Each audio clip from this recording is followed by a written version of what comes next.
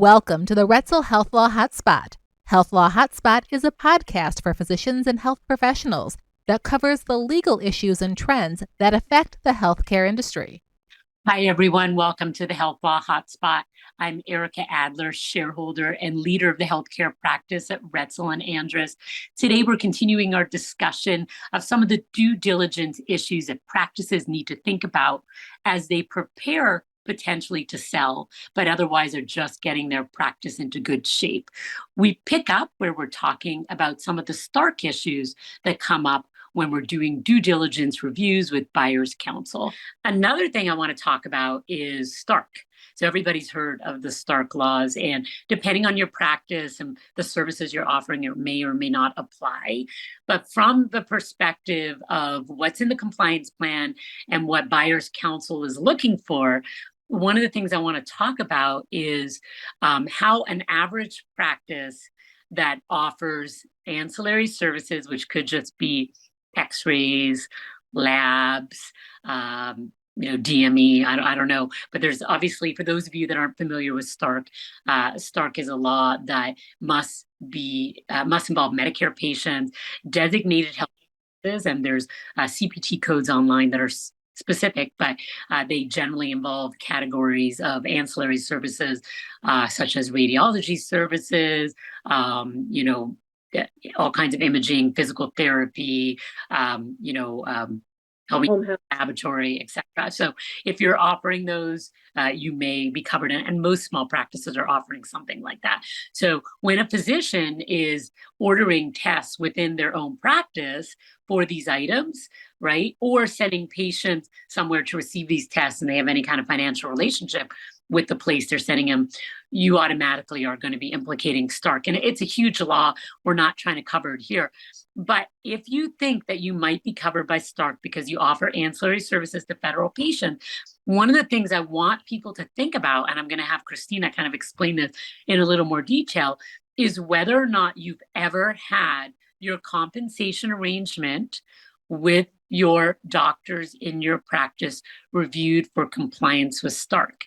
So when a buyer is buying your practice is doing fabulous. The doctors are getting paid very competitive amounts, and it's a great practice to buy. But when they dive in to your compensation arrangements, what are they going to find? And this is something people often forget. So Christina, give us a little background on how Stark impacts compensation arrangements. Yeah. So Stark doesn't essentially allow physicians to be rewarded for referrals for these designated health services that are payable by Medicare. So a really good example, and we've seen this before, is practice has a CAT scan, okay, or an X-rays, and doctors refer Medicare patients to receive CTs, X-rays, and when that money comes in for the CT and the X-ray that was taken, the technical fee for that, that can't be credited directly to the doctor who ordered it.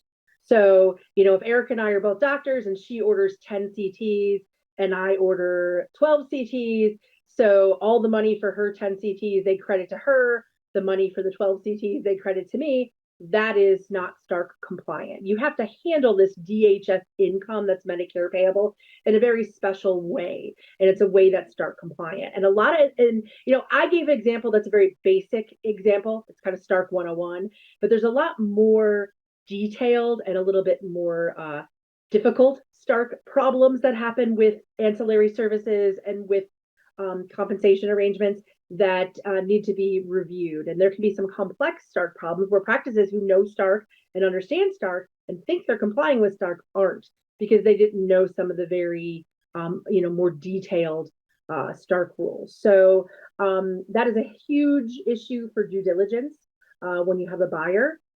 Any knowledgeable buyer wants to make sure your compensation is Stark compliant. And we've worked with a lot of practices before that didn't have Stark compliant compensation. We had to work to sort of unwind that and fix that. Or maybe they were Stark compliant, but their policy on how they billed for things wasn't Stark compliant. They were doing it correctly, but the written word didn't match that. So we kind of found that in advance and made sure that the written word matched really what they were doing, which was compliant.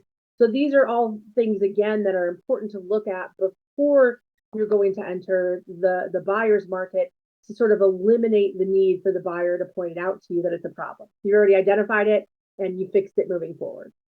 And a couple of other things, as doctors switch from full-time to part-time, or as your practice grows or shrinks, the number of doctors and how much they're working can affect whether or not you're start compliant, even using the same exact formula. So that's a real reason to continuously be talking with your lawyer and make sure that what you're doing is compliant. So this is a Stark law. And so one of the things I want, Christina, just you to speak to, let's say you fix it right before you do a deal, or you fix it when, counsel points out that you've been doing it wrong. What are the repercussions of having violated Stark? So they can ask for the money back. They could ask for damages in excess of asking for the money back. The referrals that were made incorrectly under Stark are essentially considered akin to false claims. So there are financial repercussions for sure. You don't go to jail for Stark violations, but you can go to jail for kickback violations if there's some criminal intent there. Right. So one of the things you want to do is if you do find there's a problem, there are reporting mechanisms that you're required to avail yourself of. Report to CMS, report to OIG if it's a kickback issue, but there's an actual reporting obligation, and making those reports generally is favorable to the government, and will, in every case that we've helped clients made report, we've gotten sort of the minimum amount the government will take to settle it. So my experience is they generally review reporting favorably and will work with you to sort of minimize, what the fines and penalties might be, and work with you on repayment. But it's not just a matter of, okay, we had a problem, we're going to fix it moving forward. You need to deal with the problem you had before you fixed it. And a lot of times that is a reporting obligation to the government. And by the way, even if the deal doesn't go through, you still have this duty to disclose. And this is something practices really struggle with. They're kind of like, well, if the government didn't know, why should I, bother? They'll never find out. And, obviously we always advise our clients that they should self-disclose and do what the government's looking for. Whether or not they all follow our direction is a completely different issue, right? But it's something that practices really struggle with. Now, once opposing counsel has found out about it, obviously the choice is sometimes out of their hands. Whether there's a deal or not, there are now other people who know what's going on. And that's also why it's super important to make sure when before you get into heavy negotiations about a practice purchase or sale, have an NDA in place, because you want to make sure that you have non-disclosure agreements with these other parties, because now 5 or 6 people on the other side know that you've been violating Stark for 6 years. We want to make sure that those people are not going to go run and proactively tell the government about that. Right. Very, very important. All right. So the final issue that I want to talk about, and as I said, we could talk forever on the things that people are doing wrong, is HIPAA. So everybody is fairly familiar with HIPAA. They are aware that there's a requirement that a covered entity, which includes a practice, has a duty to keep information private, has a duty to sign business associate agreements with the companies that it does business with, if it's going to be sharing patient information. And so that's just a really brief summary of HIPAA.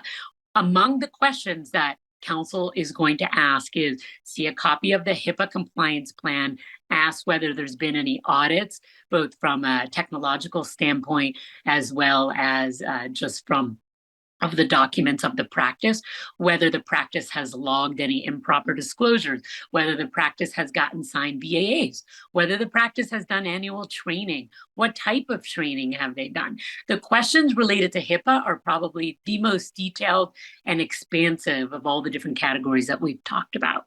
And unfortunately, despite our best efforts to educate clients, most of our practices have done the bare minimum, if that. Would you agree? Yeah, that's a fair statement. So this is very concerning because there is a risk that the buyer then faces. In a recent transaction that we're working on, in addition to not having signed BAAs with everyone, it was also in an IT analysis that was done, software that our clients were using that they thought was very safe, actually was not HIPAA compliant. And so although it could be fixed going forward, we then face the issue of what has happened with all the information that's been shared in a non-HIPAA compliant manner, right? What is the cost to fix it? There had been no education of staff, no ongoing training, no documentation of training. They did almost everything wrong, and that's not an unusual circumstance, unfortunately, with small practices. So I guess, one of the questions is, what are the most basic recommendations? We don't want practices going out there and having to spend a fortune, then they don't need to. But what are the most basic recommendations that you think we should be making to practices who are listening to this, who are thinking maybe of selling, even if they're not thinking of selling, what to do to become HIPAA compliant? Got to have a policies and procedures manual. Has to be functional, has to meet what the law requires, has to be followed, and your employees need to know about it. That's the first thing. HIPAA has been around a really, really long time. So you can't use an excuse now, well, we didn't know or we weren't sure. The government's not going to let that fly because it's been around super long now. People know enough about HIPAA to even know when to even use HIPAA incorrectly. I see memes all the time about, someone will say, well, I found out about this about my neighbor's health and I can't say anything because it's HIPAA. No, that's not HIPAA protected. But I mean, even just the general population knows about HIPAA. So you have to have a compliance plan. And the one that you did, 15 years ago that you've never touched and it's sitting in a dusty binder is not good enough. There's been changes to HIPAA. There's been a lot of different things that have been added to HIPAA. The advent of electronic medical records, so all the security issues that go along with that have been, proliferated over since the time of HIPAA's inception. So you absolutely need to have appropriate policies and procedures, and all your employees have to be trained on it. They have to understand any employee that's going to handle PHI as part of their job needs an initial training when they start their job and at least annual training on HIPAA. They should be signing off that they've done HIPAA training and understand. That's super important. You have to have a compliance and privacy officer. Same person will do, but you have to have someone who is engaged at the practice and noted as sort of the HIPAA person. You need to have reporting mechanisms for employees to report that they believe a HIPAA problem has occurred or a violation has occurred or a breach. So it can be, analyzed to see if there truly was a breach. And then you have to understand the reporting mechanism, how you report to patients, how you report to the Office of Civil Rights. That's the agency that's charged with HIPAA enforcement. I mean, those are the basic minimums. And any software you're using or needs to be HIPAA compliant. So you need to make sure when you're purchasing software or picking a vendor that they can attest to you that they are HIPAA compliant and show why they're HIPAA compliant. You need to make sure your email system is HIPAA compliant. You're only sending emails encrypted using encryption if you're sending HIPAA protected information back and forth. Those are really the basic things you need. It sounds like a lot, but once you have it all in place, it's just kind of will stay in place and will kind of roll from year to year, but you have to update. And Ericka's right. There's so many practices that when I say you have HIPAA policies and procedures, they don't. Or they look at me and say, well, I didn't think I needed them. It just, unfortunately, that's not a good enough excuse. You have to have it. There's a lot of plans out there. They're not expensive. Some medical societies make them available. There's free training. A lot of hospitals offer it.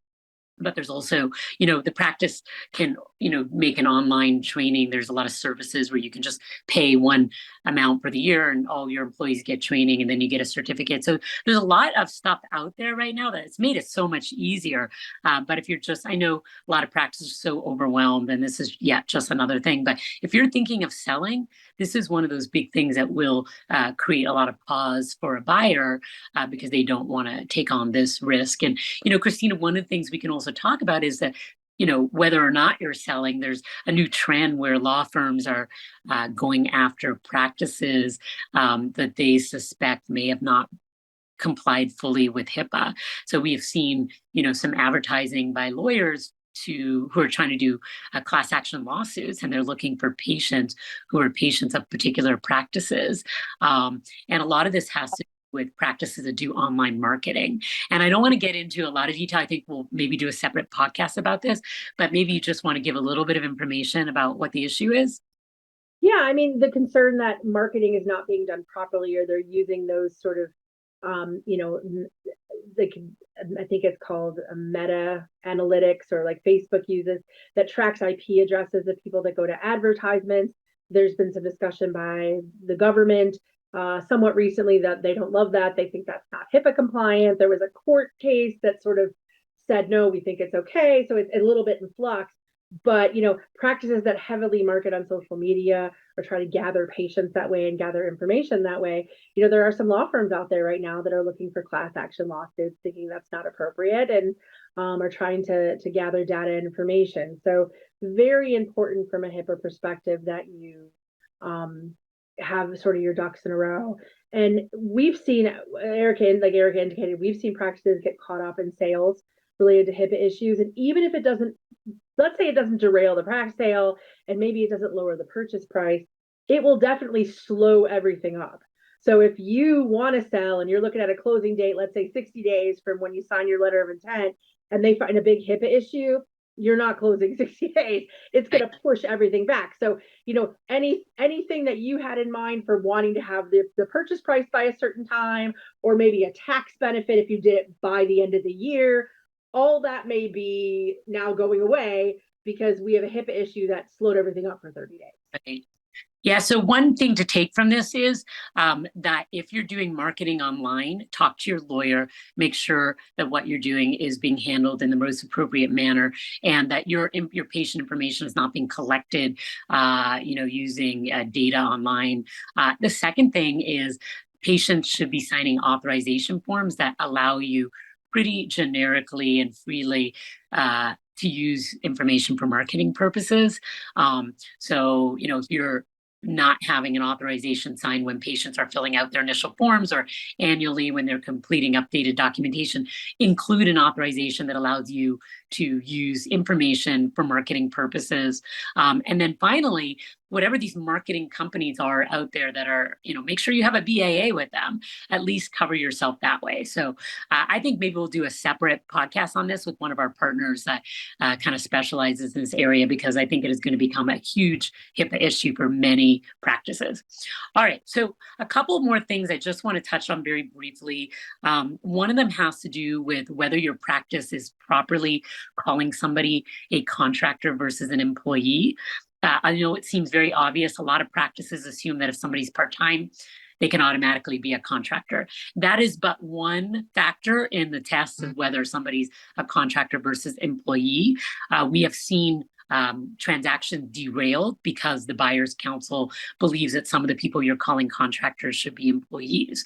The government can go after practices, audit them, and there can be quite significant fees involved with misclassifying. So really important that this is something you're thinking about, and your accountant really should be guiding you on how to properly classify. Not all accountants are sophisticated in this area, so you can also talk with counsel as needed. So that's one thing I wanted to mention.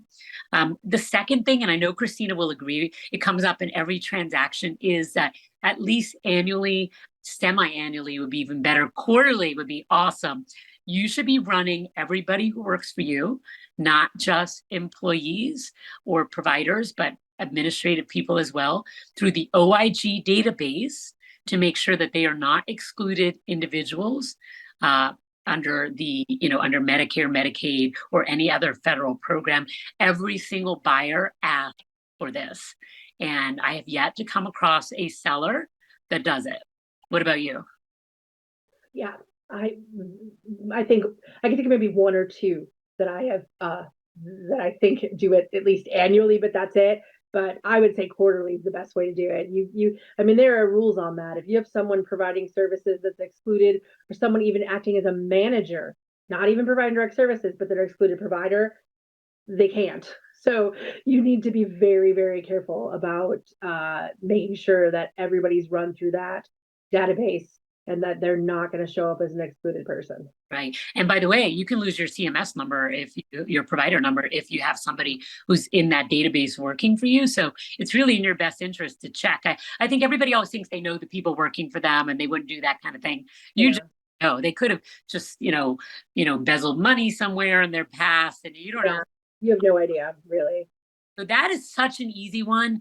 You can just Google OIG database exclusion, and it's a free link. You can just search your people, assign it as a task to somebody working for you to do it monthly, quarterly, whatever.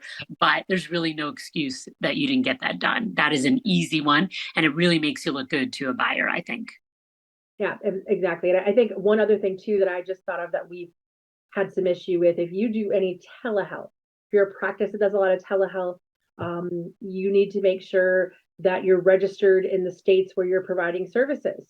That's usually generally required, and we've had that come up a few times on due diligence. Let's say you're a radiology practice and you're providing reads for patients that are sitting in 20 different states. You got to make sure the doctors providing those reads are all licensed in the states where the patients are sitting. And you also need to make sure, generally, with some exception, but generally, that you're registered to do business in those other states because you're providing services to residents of that state on a routine basis. And we've had some issues with that as well. All right, boy, this could go on and on. We hope this has been helpful, and we'll do a follow-up podcast at some point on some other issues that arise. But as we reach the end of the year, I know from talking with some clients that they're thinking 2025 is their year. They want to get ready. They're thinking of selling. And so I beg everybody listening to this to think about some of the issues we've talked about. Your EBITDA, your revenue is not the only factor in being able to sell. Before you spend money on legal fees, before you start negotiating with a buyer, spend a little time and effort and use your lawyer, use your accountant to make sure that your books, your compliance plans, etc., everything's in order. It will make it a less expensive transaction, potentially get you a better purchase price, avoid the necessity to be embarrassed that you're complying with the most basic of regulatory issues, and it will make your lawyer's job so much easier as well. And lower your legal fees, because every time the buyer's counsel sees something, they reach out to your lawyer, and then your lawyer reaches out to you, and you get billed for that. So the less that you have as an issue, the less you're going to pay in legal fees. Exactly right. All right, so this has been the HealthLaw Hotspot. I'm Ericka Adler, and Christina Kuta has been on with me today. We hope you enjoyed this and that you find it helpful. And we will be happy to answer any questions you may have. We'll have our information posted when this podcast gets posted. And since we're recording this right before Thanksgiving, we wish everyone a wonderful Thanksgiving. We'll see you next time on the HealthLaw Hotspot. The Roetzel HealthLaw Hotspot is made available by the firm and its attorneys for educational purposes and to provide general information, not to provide specific legal advice. Use of the Roetzel HealthLaw Hotspot does not create an attorney-client relationship between you and the firm or any of its attorneys. The Roetzel HealthLaw Hotspot should not be used as a substitute for competent legal advice, and you should contact an attorney in your state about any legal needs or questions you may have.